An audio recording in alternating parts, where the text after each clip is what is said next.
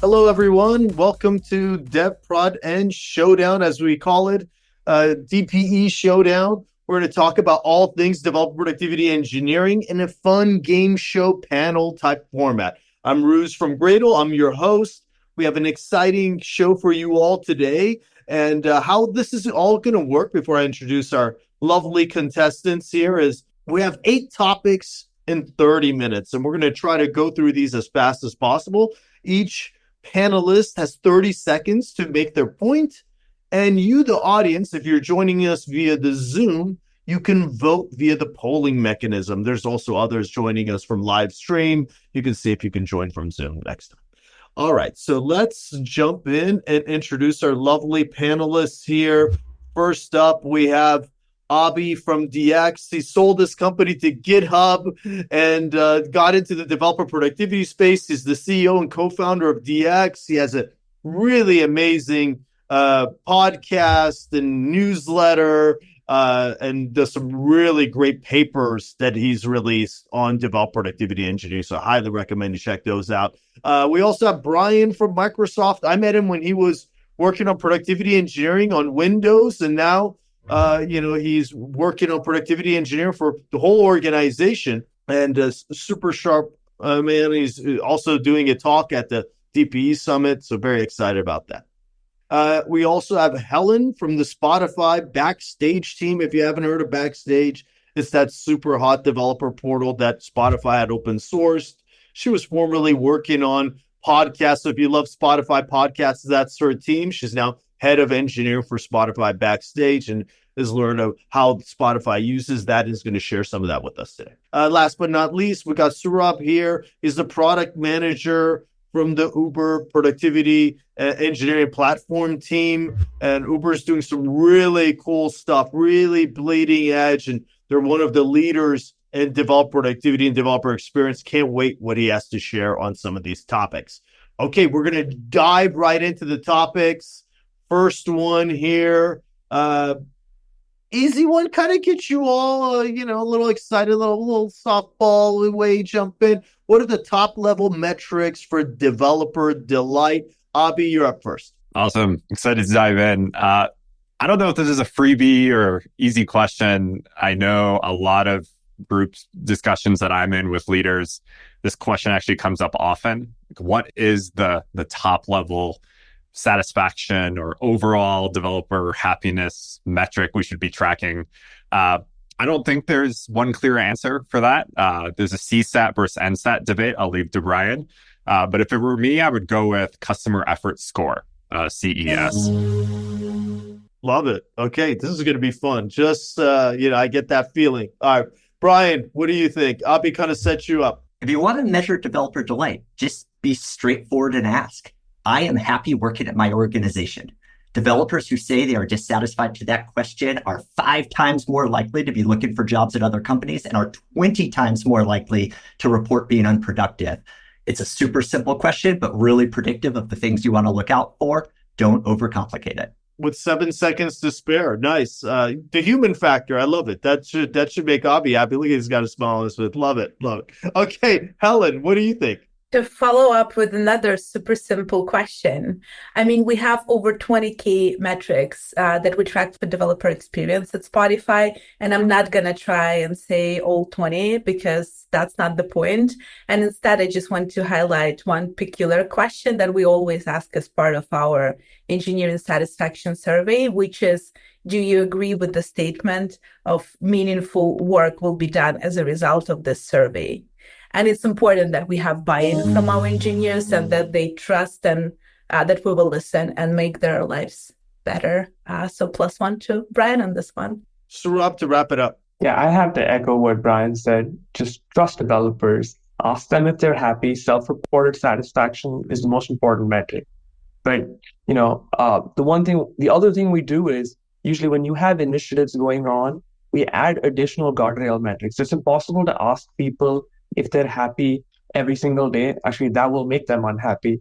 So instead, we also look for proxy metrics that reflect whatever project du jour is going on. So, top level is, are you happy? And then other proxy metrics. All right, great answers. Nice way to kick this off. Audience, it's your turn to vote on who you felt gave the best answer, or an answer that resonated well with you, or something new that you learned today. All right, it looks like, Brian, you got the point.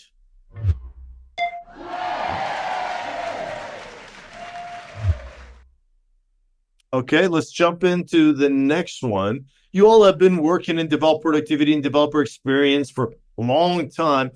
Recently, what's the most surprising thing that you've learned that you wanted to share with the community? Let's go with Surab. You're up first on this one. Okay, I've been looking forward to this. Is my favorite question. And what I've learned recently is developer experiences are bimodal. We'll often ask developers whether they like a feature or a tool, and we'll see the same feature listed among the most liked and the most disliked. If you don't believe me, go ask a Vim user what they think of Vim, and then go ask an Emacs user what they think about Vim, right? And that's where you'll start to see that surface. Artifact of that is at Uber, we're committed to supporting multiple IDEs for as long as we have a developer team. All right, Helen, you're up next. I was initially surprised, I have to confess, by the value that we get from self-reported data or sentiment data, and the amount of insight that you get from simply asking an engineer, hey, what needs fixing, can often be so much higher and cheaper to get than even like the best system-based metrics. And system metrics are important too, but sentiment data gives a much richer understanding. And engineers are not shy about giving great constructive feedback. And when you read something like working in client Android makes me slower and makes me stupid, it's hard not to act upon it. All right, Brian, what do you think? I have never seen anything that more measurably impacts developer productivity than going on and off daylight savings time. Regardless of how fast your builds are or how stable your tests, if it's dark at 4 p.m., it's really hard to stay engaged and motivated, and the data shows that clearly. Wow, that's a good one. Drop in some data science on a daylight savings. Who would have thought? Nobody would have thought that. That's a good one. Brian, I'm sorry, Abby, to wrap it up. For me, it would be something related to research. For decades, all of us have been part of this debate and arguments and questions around how do we measure productivity? Why can't we measure productivity? Why do we measure productivity incorrectly? And only very recently did I stumble across a paper by Peter Drucker from 1999 titled Knowledge Worker Productivity, Our Greatest Challenge. And he spells it out for us. He spells out exactly why it's hard to measure it and gives us advice on how we should measure it. So I would suggest that paper. Gonna have to check that out. Audience, time for you to vote on which answer you like the best. Brian again. Wow. Coming in strong. Love it. It wouldn't be a panel in 2024 without a topic on AI, right? I mean, come on. And this is a very interesting one. Everybody actually is probably thinking about this right now. How do you measure the impact of AI on developer productivity and developer experience? And we're going to go with Helen. You're first on this one. I mean, we basically treat AI initiatives just like any other DX initiative. Maybe one difference, though, with tools like Copilot or ChatGPT was the speed at which we bet on them. And therefore, we weren't initially as rigorous as we would normally be. Basically, there was a big cost to roll these tools out, but we also expected a pretty significant upside. So rather than experimenting, piloting, and doing slow rollouts as we would normally do, we just went for it and did some research and analysis after the fact that could justify that this was a wise move. All right. Next, Surab, you're up. Yeah, I want to echo what Helen said. Right? We're not using AI to solve new problems. We're using it to solve the problems developers have always had. So if you're building an AI tool for code review, measure the defects detected like you would for any other review tool. It's a test generation tool, measure the amount of coverage you've increased. If it's a coding assistant, measure, what frequency and how much code has landed. Just, do what you always did. AI is just the salt, not the pasta, and treat it that way. Very, very well said, Surab.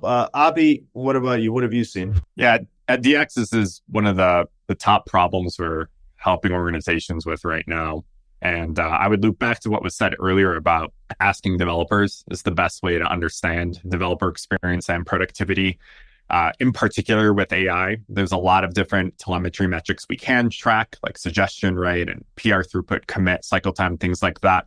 But where we're seeing the biggest success with companies really understanding is by just asking developers, especially in the moment while they're using tools like Copilot. All right. And Brian, to wrap it up. Yeah, I'm in strong agreement with Saurabh on this one. Like AI is just another tool in the toolbox. It is a means to an end. Don't invent new metrics for it. Take the metrics you already use today to measure developer experience and see if those metrics improve when your developers are using AI. The question should not be how to measure AI. The question should be how to measure developer experiences. Great. Okay, audience, time for you to vote on who made the best point. All right. Saurabh, nice one. You're on the board. This next topic is something that in a world that I live in all the time, and I'm sure Abhi deals with this one all the time. And now come to think of it, I'm sure you all deal with this stuff all the time. You got to get budget from developer productivity and developer experience and executive teams and whatnot. How do you justify the value of productivity and developer experience to executive leadership to get those budgets and to get that buy-in and to make all the cool stuff we want to do happen? First up on this one is Brian. I want to reduce friction from tools. I want to reduce toil from processes. I want to decrease the number of meetings developers have to attend every day. If I can do that and return just 5 minutes a day to developers to reinvest in productive work, that would be like adding 2,000 additional developers worth of capacity to Microsoft. Those developers would be happier and more likely to stay. Like, what executive wouldn't like that? Put it into economic terms. 5 minutes into 2,000 new developers. I mean, that's huge. Wow. Yeah. Great one. Abhi. I would echo what Brian said. I think translating DevX into dollars, as I like to put it, is key to asking and justifying investments. Another piece of advice I give to leaders is to not do that in isolation, not only translate it into economic terms, but tie it to the business's strategic initiatives in that moment. So rather than saying, hey, wouldn't you like to save $2 million, say, hey, wouldn't you like that new product that we're trying to launch? Wouldn't you like to get that out 2 times faster? Yeah, great one. Yeah, we use that all the time. Next up, Saurabh, what do you all do at Uber? Yeah, since the economic aspect have been spoken about, I want to hone in on what Abhi said about building that empathy. Like, we often had execs ask us, why does it take us so long to ship a feature, right? Show them what it is to be in the trenches, what it is to use tooling that is not good.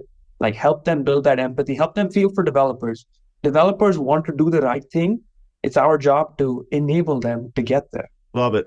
Helen, to wrap it up. Yeah, both, I guess, angles resonate, both the empathy and understanding as well as economic angle to this. And this is something that we frequently do between platform leadership and execs within Spotify.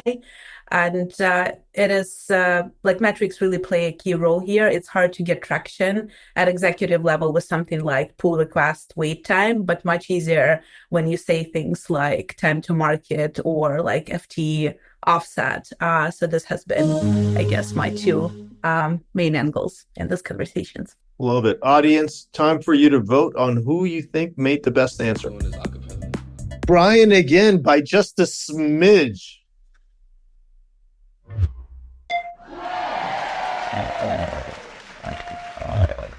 This next one is something that we've grappled with a lot at Gradle with onboarding velocity to teams and whatnot. I was like, hey, when should I start investing into developer productivity? Is a 10-person Android app enough? Do I a 20-person Java application enough to start investing? When does that happen? Let's jump into Abhi. I'm sure you're dealing with the same thing. What do you think? Answer a specific question we just published a study on, which is the question, when should you establish a developer productivity team? And the data came back. We interviewed about 20 companies, and they started teams between 0 and 5,000 engineers. But the thing that was interesting, every team we talked to, not a single company said they did it too early. And about half said they did it too late. And so I think the answer is it's never too early. Never too soon to invest in developer productivity engineering. Love it. Brian, what do you think? I'm in full agreement with Abhi on this one. I think there is no team size that's too small. If you are a single developer working on an indie game, I would still recommend you devote 10% of your time to improving your own developer experiences. That developer would get a return on their investment. They would write their game faster and it would be a better game in the end. And it only scales up from there. Love it.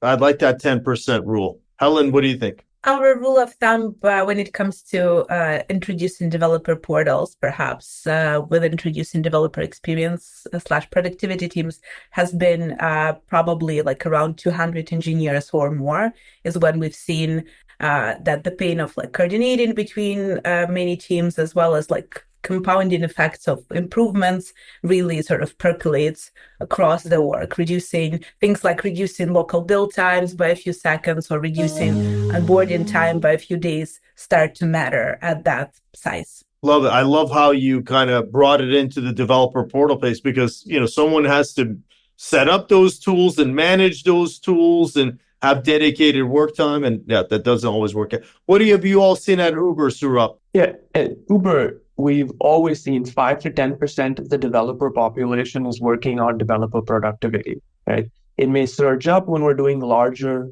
infrastructure initiatives, app rewrites, things like that. There's always at least 5%.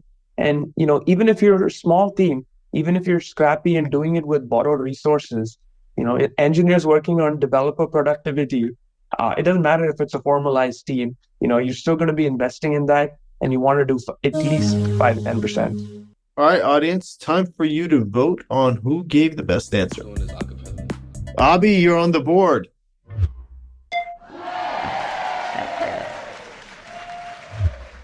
Okay, so this next one's an interesting one. Dora versus space versus DX. How do you know which one is right for you? And it's going to be interesting because Brian, you're one of the authors of Space, Abhi, and DX. This is going to be a fun one. All right, so let's have Saurabh go first. Do you use any of these at Uber? How do you feel about this personally? I think the most important thing is use some framework, right? You need to be measuring how your developers are. From our vantage point, I think the evolution of frameworks also reflects the maturity required in implementing them. Like if you're starting out, Dora is a great place to start. It is easier to measure, easier to instrument, and incorporate elements of space and DX as you mature. Remember to treat process like a product. Just like you experiment on your product, experiment with your process. Love it. Great answer. Helen, what do you all do, or what do you personally believe in? A bit of a hot take. Don't pick one. Those frameworks are great for starters, and we also started with space in the early days for productivity, but then we quickly pivoted, and our current approach is more of a custom tailor fit when we look at things like delivery, productivity, reliability, and tech health. That are our main dimensions. What we're trying to do is we make sure that we're not over-optimizing for any specific dimension. As you can probably see, like singularly optimizing for productivity, there is a risk that we can make shortcuts that hurt our service availability. So yeah, that's where we stand. Right. Brian. I think Dora is really helpful if you're looking for something very prescriptive. I think DevX is great if you want to focus on the developer experience, but still use a scoped set of dimensions to really guide your investments.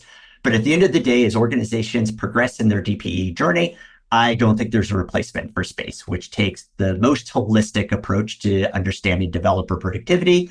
I recognize it can be a challenging place to start, but ultimately a good framework to work towards if you want the most complete view of developer experiences. All right, Abhi, to wrap it up. Yeah, what I always tell people is, each of these frameworks were created at in different contexts, at different points in tech history, so to speak, with different underlying conditions. And ultimately, I don't think organizations should try to copy and paste any one of these frameworks wholesale. I think they all have different ways of thinking about similar problems, and every organization needs to take a first principles approach to what they want to measure and why. So that's my advice. Okay, audience, time for you to vote. All right, Helen, you're on the board.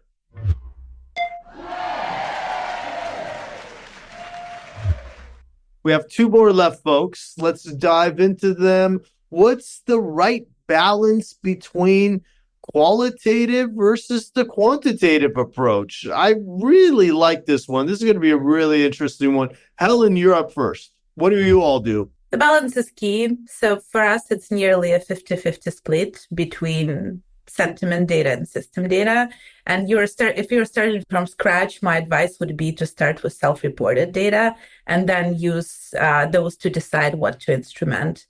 For example, so if developers tell you if their survey that builds are taking too long, then instrument your build tools in a way that you can easily identify the bottlenecks. And yeah, if we didn't have a user survey, we would probably prioritize getting one ASAP. All right. Saurabh, what do you all do at Uber? Yeah, it's our opinion here that the balance is a temporal function, right? When you start out, before you have that criticality and adoption, you just don't have enough quantitative data. So early on, index more heavily on qualitative data. They'll actually even help inform you what metrics you need to collect. Like the Helen's example about builds, like we learned that you need to be measuring both incremental builds and full builds. We only learned that from the qualitative data. But as you mature, you can move more towards a quantitative approach. Love that answer. Abhi, what have you seen? Yeah, I agree with Helen. I always recommend a qual first approach. And Colin Green and Sarah Jasmine, I give them a shout out, researchers at Google who I think have articulated this better than anyone, that, you know, when you start with quantitative data, that quant data alone doesn't tell you, like, is it good or is it bad? Is there a problem? You only really get that from the qual data. So let the qual data tell you where your problems are and where to focus, then double click in with that quantitative data. Love it. Brian, to wrap it up. Yeah, I mean, at Microsoft, I am definitely more known for my quant research, and that quant allows me to measure things in real time and at scale, but is all built on a foundation of qualitative work. It's like, keep in mind, surveys are subjective, but it's still quantitative. You are still counting things. There is no replacement for going and actually talking to developers, actually doing qualitative human-to-human conversations to understand the what and the why. That's how you know what to measure. I love it. Qualitative is quantitative. All right. Audience, time for you to vote. Doing this acapella. Helen, they loved your answer. Last one, and I have to say this is my favorite one because I deal with this all the time, and I'm wondering how you all deal with this. How do you get application teams to take action on all this stuff? You know, you've done the research, you got the metrics, you got the reports, qualitative, quantitative. How do you get them to actually do this stuff? Brian, you're up first. What's worked for you all that you can share with the community? Yeah, absolutely. The leaders of those teams need to feel like they're being held accountable. When the leaders, the engineering leaders of those application teams feel like they are responsible for improving the developer experience of their team, then they are going to recognize and reward that in their developers. They're going to set aside time for it. They're going to set aside resources for it. And so it really is about making sure leaders feel the need to improve the DevX. All right. Abhi, what have you seen? Plus one to what Brian said, I would add maybe two things. One is teams actually need to be able to get that data. A lot of organizations, folks don't have access to their own metrics or even survey results.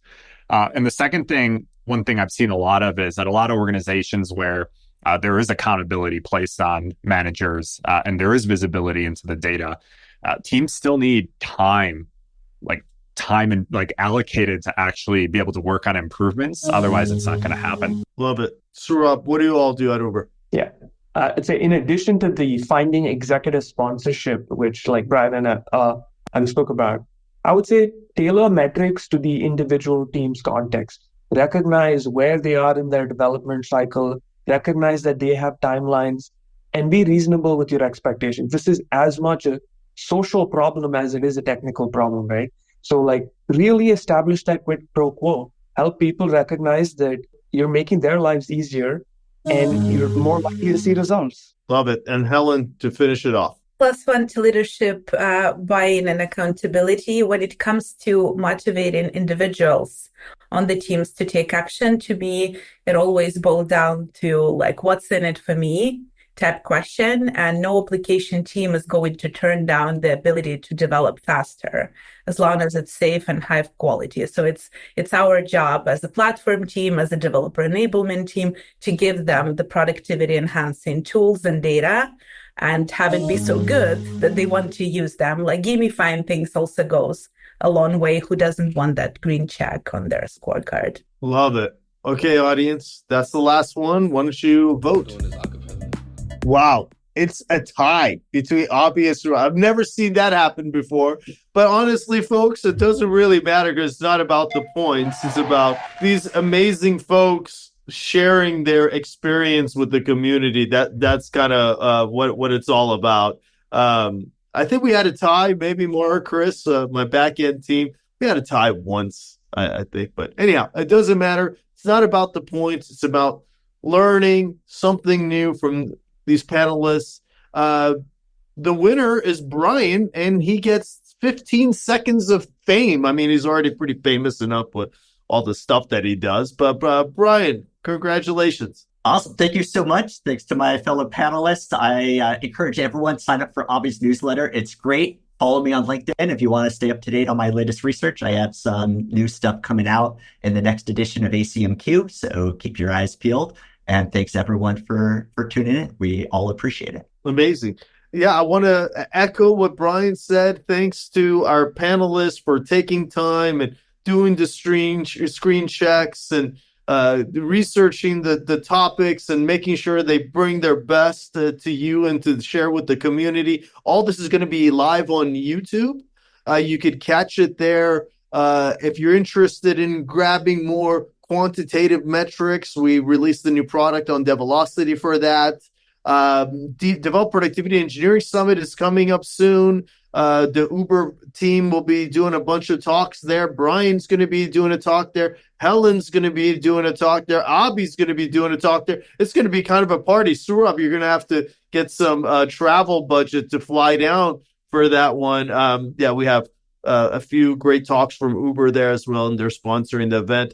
Our next one is DPE Lowdown, where I chat with the Quarkus folks from Red Hat. That's in July, and you get all that info coming up. Thank you to the audience for joining, and we'll see you at the next one.